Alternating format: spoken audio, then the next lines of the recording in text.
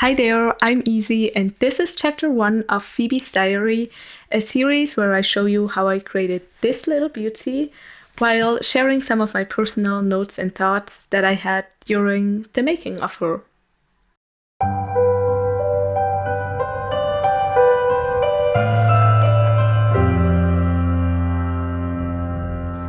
Today I want to start with a very important topic. Mindset is known to be a driving factor when it comes to success, and there's like a lot of individuals out there that are trying to sell you a perfect mindset or like a habit that's gonna change your life forever, and they make it look and sound so easy, and it just doesn't really work like that in my experience. Like, it takes a lot of effort, it takes a lot of energy and time to build a working mindset and to get into those habits and really be consistent with them.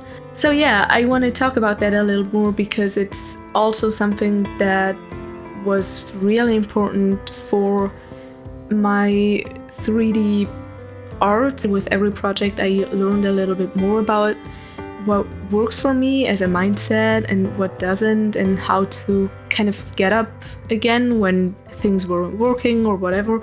Because I had a lot of ups and downs with every project, and yeah, Phoebe is kind of the outcome of like what I learned so far, and I'm actually really happy with where I am now with my mindset, but it took really long. So yeah, I want to go into that a little bit today and share with you my personal experience and yeah, what I think works and doesn't. So for me, it really took a long time to build a mindset that works for me, and I'm still not really where I want to be, but I've evolved a lot during the past year. And there was also another factor to it that really, I think, is underrated. I'm talking about the environment. I'm talking about the people and it sounds so silly, I think, but like the people and the energy in a way you're surrounded by, it makes all the difference. At least it did for me. And it really took moving to a different place and meeting new people for me to make certain changes. So yeah, that helped a lot. And during the past year, I actually developed a mindset that is by far not perfect, but it's kind of working for me now. So during the past 18 months that I've been learning 3D art, I've consistently been working on my mindset. And every project you make, you will have these low points or like these times when things aren't working and you're really frustrated, and it's just so important to know how to get up again and keep working.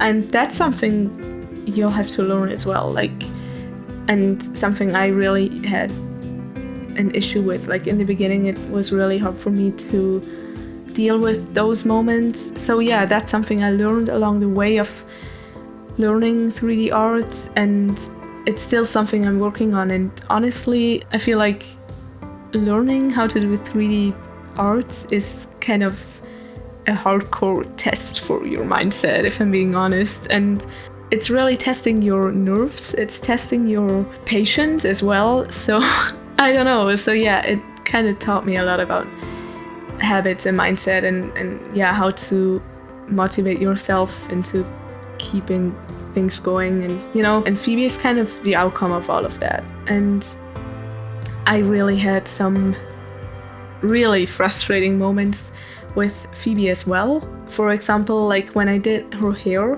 when I did the grooming, the software I was using just wouldn't stop crashing. That was one part that I was really struggling with. It took me way longer in the end to get that hair done than I wanted to, and that can be really frustrating as well when you're not sticking to your plan, or like you're just not able to stick to it because things aren't working. But like the most important thing is to keep things going and to get up again and try again. When I started Phoebe, I already knew that I was gonna have those moments at some point, so I was kind of prepared for it. But of course, it's still very annoying and frustrating, but I was expecting it, so I just kind of knew it was coming and I could prepare myself for it a little. One thing that really kept me from procrastinating during the Phoebe project was before I started anything at all with the project itself, I planned out pretty much every step of it. And once I had done that, I just immediately knew that I had 0 time to waste because the deadline was coming up. I had, I think, like 8 weeks or maybe 9 for like the entire project left. So I just knew that I had 0 time to procrastinate. I think the hardest time I had with the project was when I got sick for like over a week. I just wasn't able to work.